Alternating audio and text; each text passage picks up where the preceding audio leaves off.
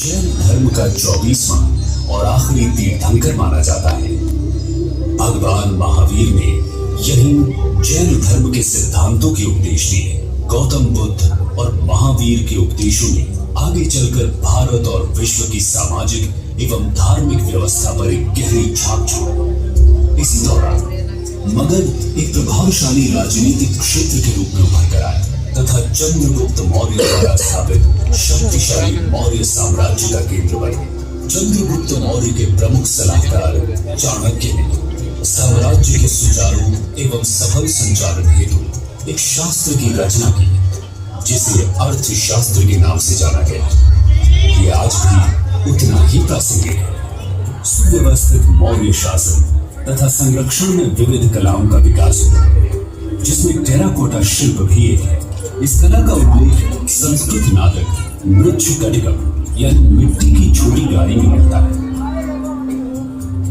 कलाकार पत्थरों के काम में भी माहिर थे जिसका प्रमाण दीदारगंज की सुप्रसिद्ध यक्षी प्रतिमा है।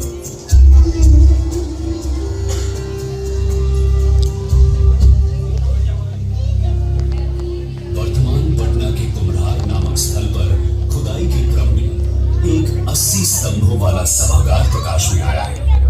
ये मौर्यकालीन वास्तुकला के लकड़ी से पत्थर की ओर विकास को दर्शाता है। आगे जाकर सम्राट चंद्रगुप्त के पौत्र सम्राट अशोक के कारण बिहार के इतिहास में एक उल्लेखनीय परिवर्तन हुआ। सम्राट अशोक कलिंग युद्ध में विजयी होकर भी निराशा और ग्लानि में डूब गए। युद्ध में हुए रक्तपात के कारण उन्हें एहसास हुआ कि हिंसा निरर्थक है। इस कारण उन्होंने बौद्ध धर्म अपनाया और उसके सिद्धांतों का प्रचार प्रसार अपने साम्राज्य के अतिरिक्त बाहरी प्रदेशों में भी किया।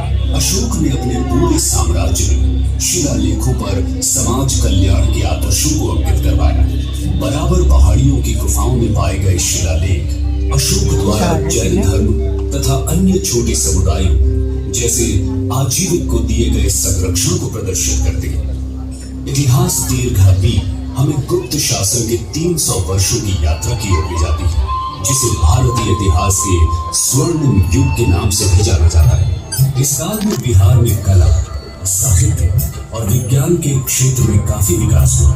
गणितज्ञ और खगोल शास्त्री आर्यभट्ट ने आर्यभट्टीय की रचना की। इस रचना ने अब तक कई पीढ़ियों के खगोलविदों और गणितज्ञों पर गहरा प्रभाव डाला। गुप्त काल में ही बिहार के प्राचीनतम एवं अब तक जीवंत मुंडेश्वरी मंदिर का भी निर्माण हुआ।